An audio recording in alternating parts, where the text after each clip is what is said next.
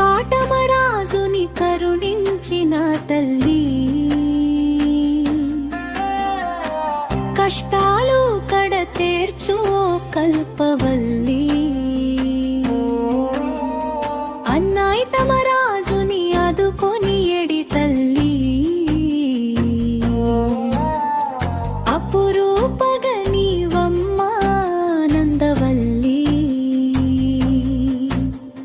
సాగిలపడి నీకు దండాలు పెట్టేము, బొల్లావువై నీ ఉండమాకేటి వెంట. హారతులిచ్చేము, పూజలు చేసేము, దయతోడ మమ్ములను చూడమ్మ చల్లంగా.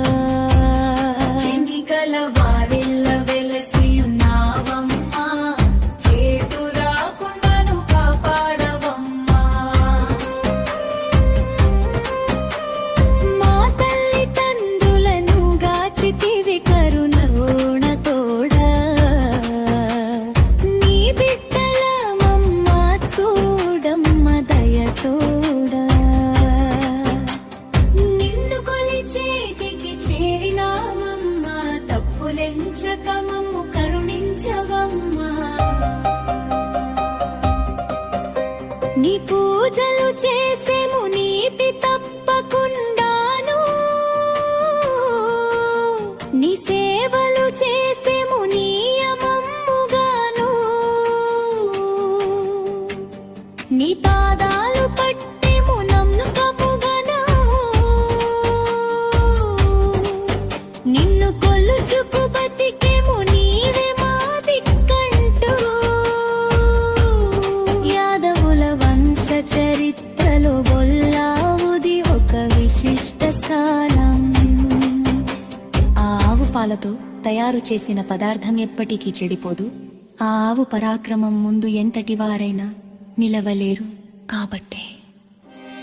ద్వాపరమందు కృష్ణుని గదానవ వైరి జనించి తెల్పె పెన్, పాపము పెచ్చు మీరి క్షితి భారము మిక్కుటమైన ధర్మ సంస్థాపన చేయగా తరచు తానే జనింతునటంచు కానమా. గోపకులాననొక కోవుయై పుట్టె లోకులు బొల్యావనన్ అంటూ కాటమరాజు కీర్తించాడు. ఇప్పటికీ ఎప్పుడు కొలుపులు చేసినా బొల్లావులను తీసుకెళ్లి స్నానం చేయించి పూజలు చేయించి మిగతా కార్యక్రమాలు మొదలు పెడతారు. శివకాళ్ళందరూ బొల్లావు మూర్తులని, వృషభమూర్తులని తీసుకుని ఆనంద పరవశంతో నృత్యం చేస్తుంటే సాక్షాత్తు విష్ణుమూర్తి ముందు పరమశివుడు తాండవం చేస్తున్నట్టుంటుంది.